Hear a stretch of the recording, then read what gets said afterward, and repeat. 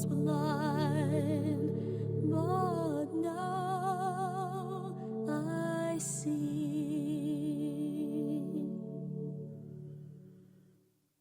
Was blind, but now. More about them shortly. Amazingly, Larry kept on driving cabs until he was 82. He officially handed in his taxi licence in December 2013, and unless there are any transport inspectors in the room, I can tell you that he kept driving on the side for friends, relatives and regular customers for much longer.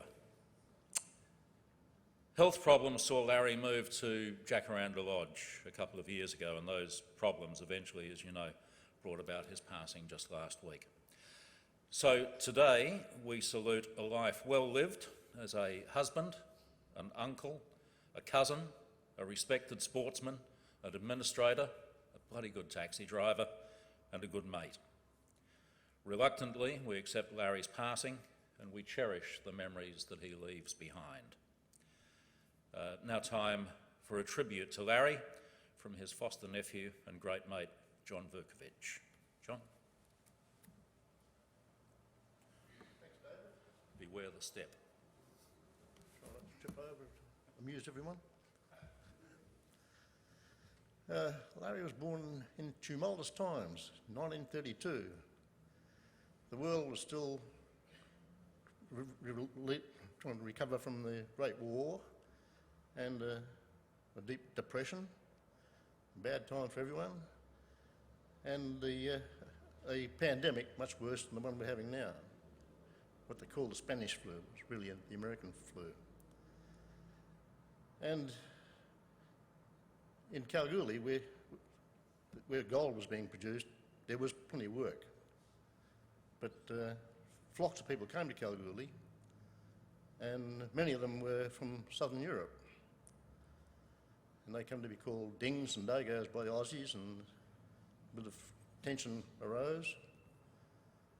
And in Australia Day 1934, it all exploded, and there was riots in Kalgoorlie. And Larry and Gan and the three sisters, Coralie, Phil and Bub, had a little tea rooms in Kalgoorlie. And after the riots, Coralie, my mother, decided to marry a Yugoslav fella, a ding. And that caused a bit of, they were on the outer with the dings and the Aussies because mixed marriage. So the customers in the tea rooms died out. So Gan had to sell the tea rooms and went down to where David mentioned, this little place in Glen Forest.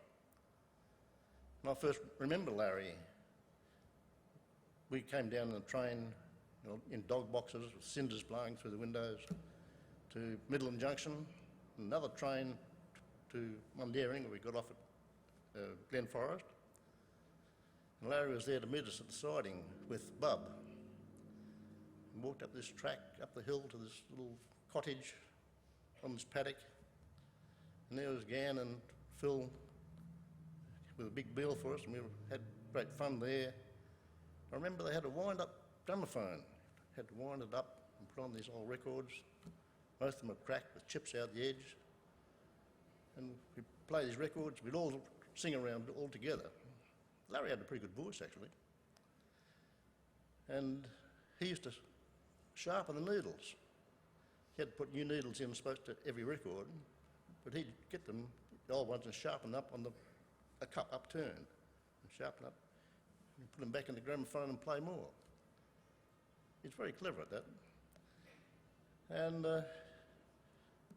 after that, the Gan and the two sisters started tea rooms in Hay Street, up near Milligan Street.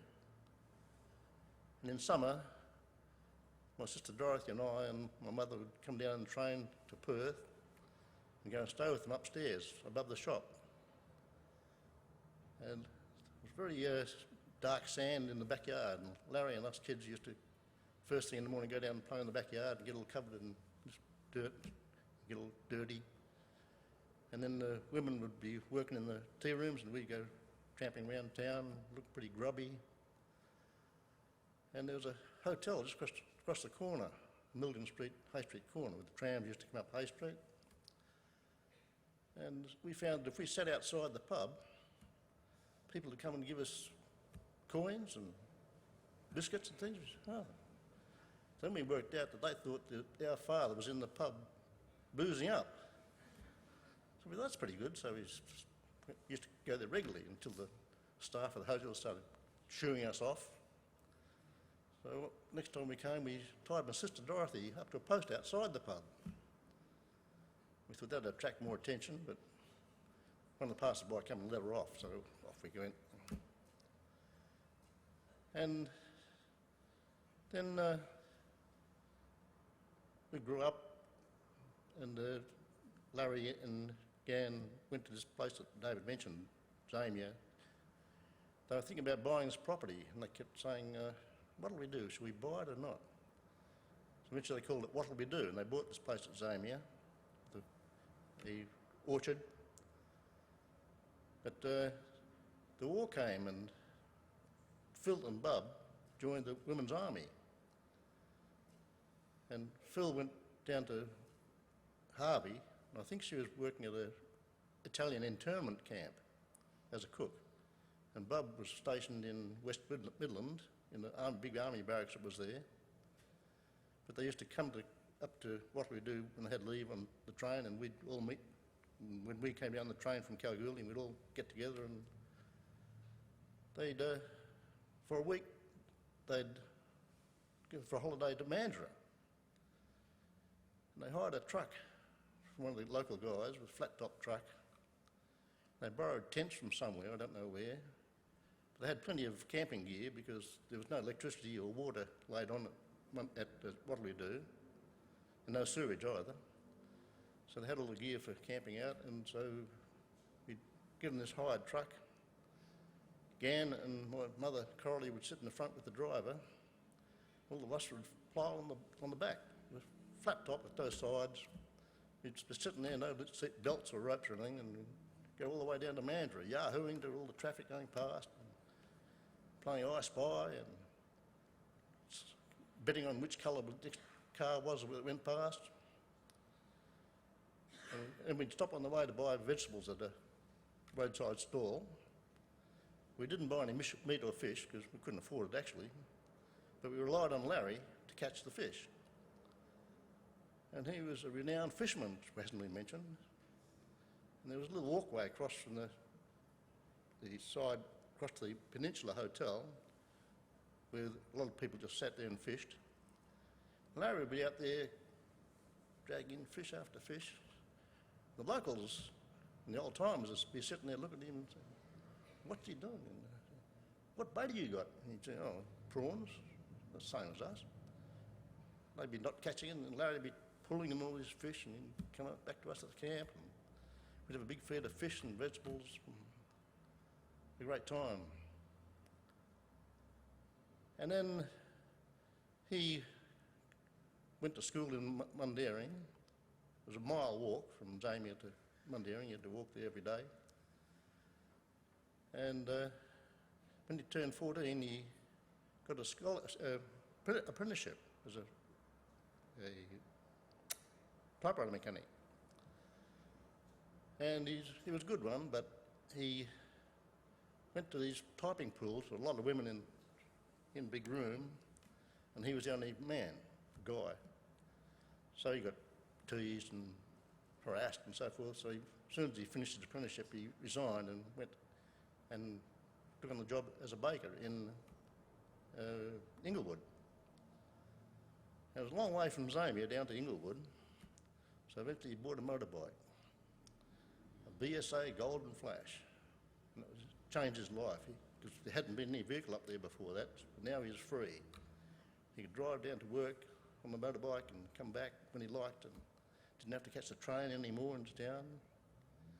So that changed his life, and he had a good mate, Keith O'Connell, and a few of the boys used to go touring on their motorbikes, sometimes up to Kalgoorlie to visit us, all around the place, and he had a ball.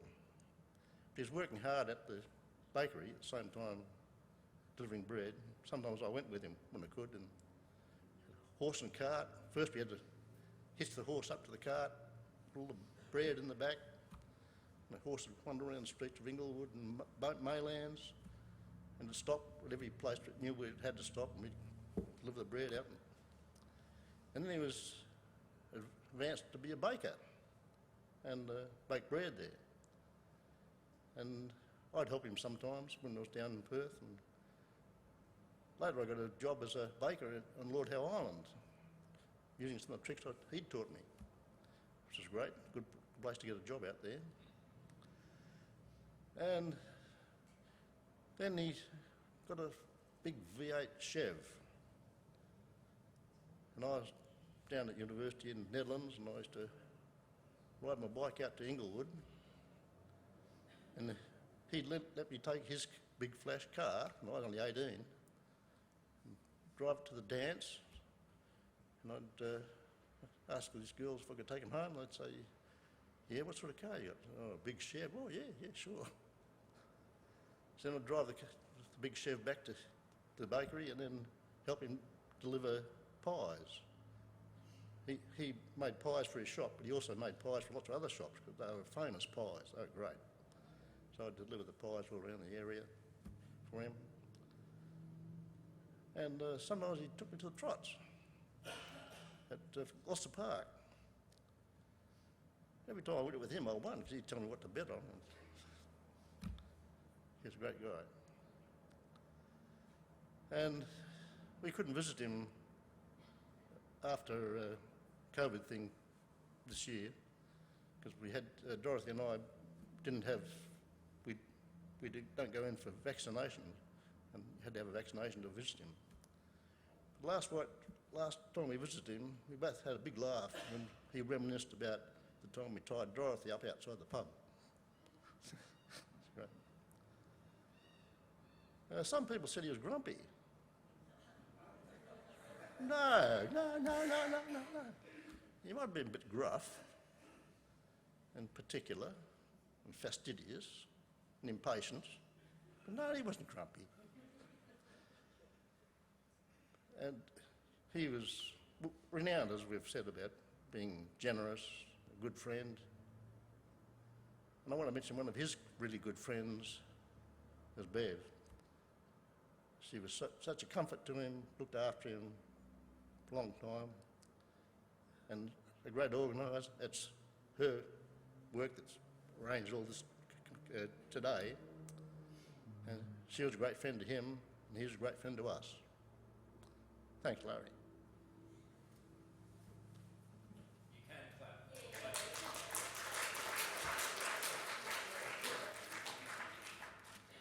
I just want to pay tribute to John because he wrote that. I printed it. It runs to 12 pages and he just did it off the cuff. That's pretty cool. That's very cool. Unforgettable to me, how the thought of you, unforgettable in every way,